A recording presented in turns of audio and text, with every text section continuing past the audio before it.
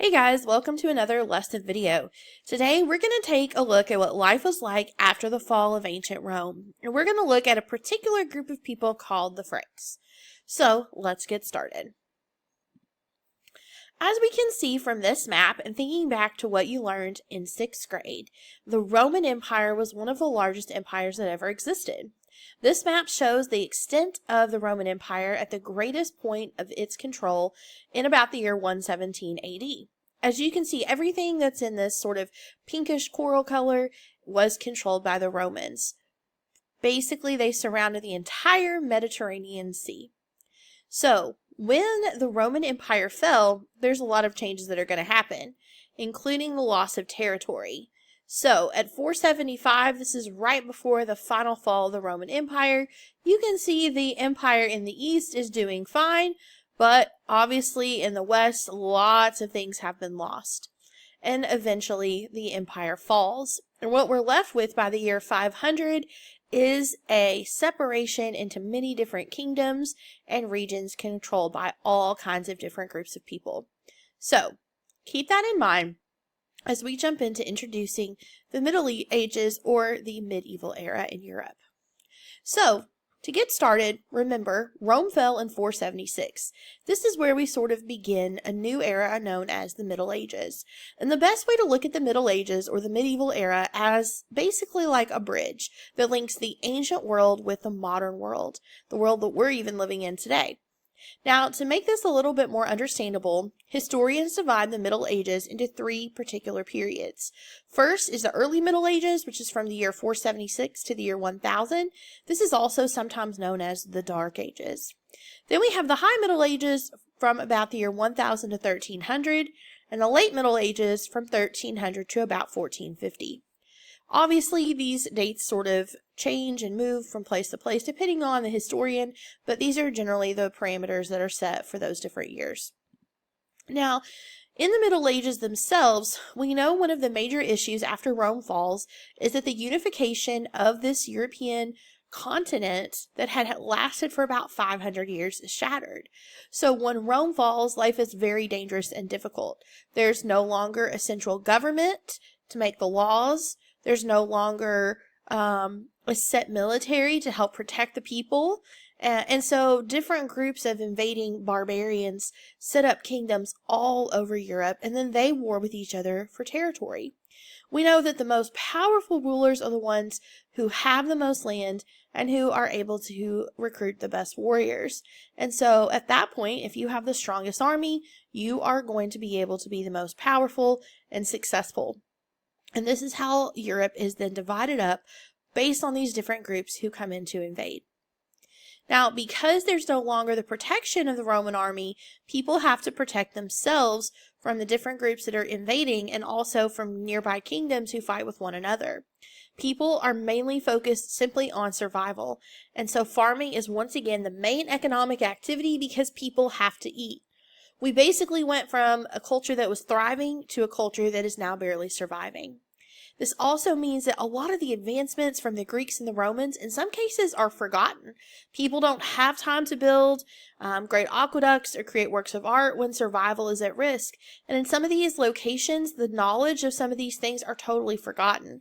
And it's one of those kind of crazy things that happens when a culture breaks down. Now, I want you to think for a second to yourself, what if all digital technology stopped working? What would life be like? How would things change? What problems would be created by that?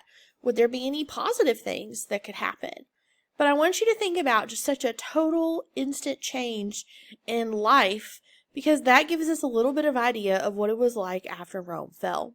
So, how do we pick up the pieces? Throughout this unit, we're going to talk about many different groups of people and areas and kingdoms, but for now, we're going to focus on the first group that really was able to create a powerful kingdom. So this group is called the Franks. Now, the Franks were very important because they unified a good portion of Europe after Rome fell, and they get their name from the place they lived. They lived in France. So get it? France, Franks. And so that is what they were called. Now, they're of course successful because they were very, very, very gifted warriors. They're going to use heavily armored warriors on horseback called knights.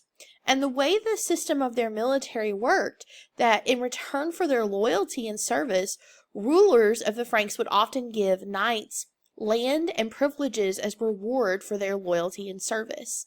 This system of kind of, you do this for me, I'm going to do this for you, is called feudalism. And we're going to talk more about that later, but just keep that in mind. Now, the early leader of the Franks was named Clovis. He became king at around age 15, and he is going to lead his people to Christianity and expand the kingdom. Now, when he dies, the Frankish lands are going to break into smaller kingdoms again, and there is going to be some fighting. But in 717, Charles Martel, who has a great nickname, Charles the Hammer, is going to reunite the Frankish lands again using his army. And he is best known for defeating the Muslim invaders, their army from Spain, at the Battle of Tours. So this is the reason why the Islamic civilization was not able to expand any further into Europe. It's because of this battle. And that sort of kind of kept Western Europe safe from invasion, at least from the Islamic civilization. Now, the most well-known and important leader of the Franks was Charlemagne. His name translates to Charles the Great. He ruled from about 768 to 814. He unified all the Christian lands of Europe. And basically, he took his territory and controlled it by dividing it into smaller regions called counties, which were managed by a count. So we live in a county today, and that's where that idea comes from. Now, to unify the lands he conquered, though, he did do some things that today are looked at in a pretty negative light.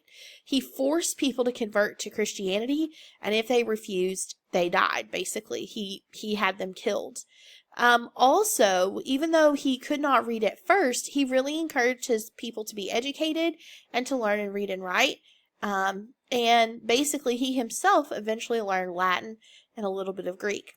He also had monks make copies of Greek and Roman writing. So these were guys that worked for the church, and then had them set up schools across his kingdom. Now, there's some pretty famous paintings that depict Charlemagne, and one in particular is when he goes in and invades a particular area that was sacred to the Germanic people. There is a tree that they worship called the Irminsul, or this great pillar, which was very sacred to them. And Charlemagne cuts this tree down and basically wants people to convert to Christianity. So I want to show you a couple of paintings of this situation, and I want you to think about whose perspective do these paintings seem to be painted in. So here's the first one. So there's the tree that's been cut down. Those are the Germanic people, and kind of we see this very kind of holier than thou kind of display. Here's the second one.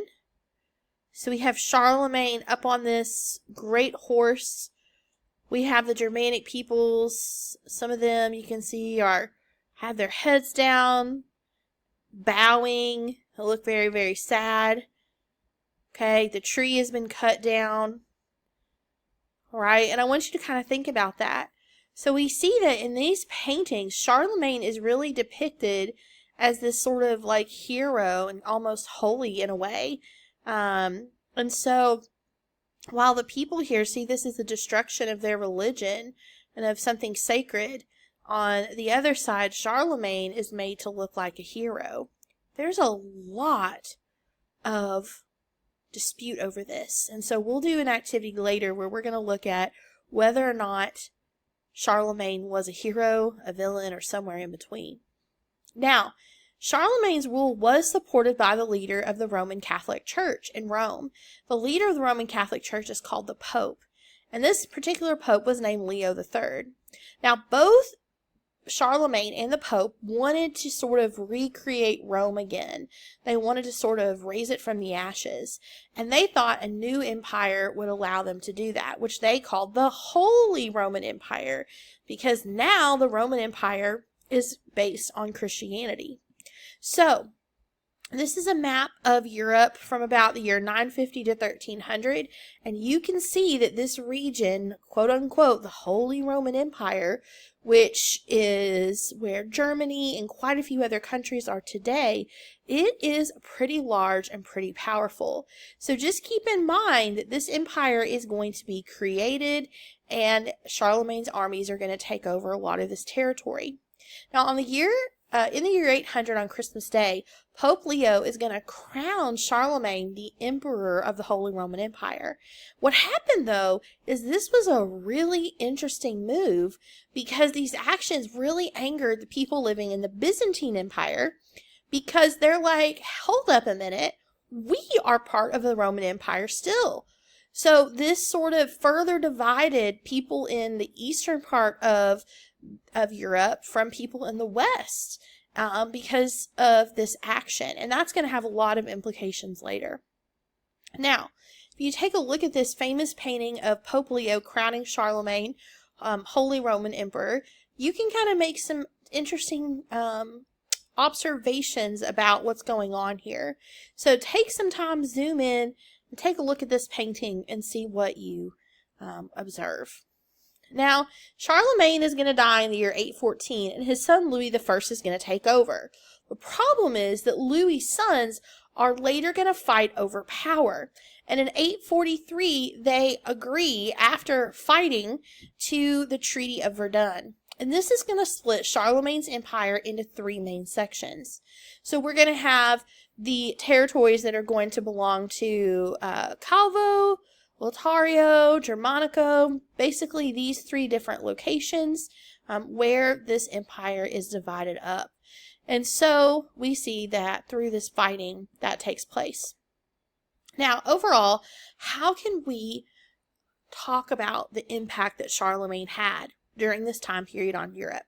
Number one, he did extend Christianity, but remember, you were forced to convert or you would be put to death. We know there was definite cultural diffusion. We had Frankish, Roman, and Christian traditions blended together. We had a strong, efficient government, and education was definitely promoted.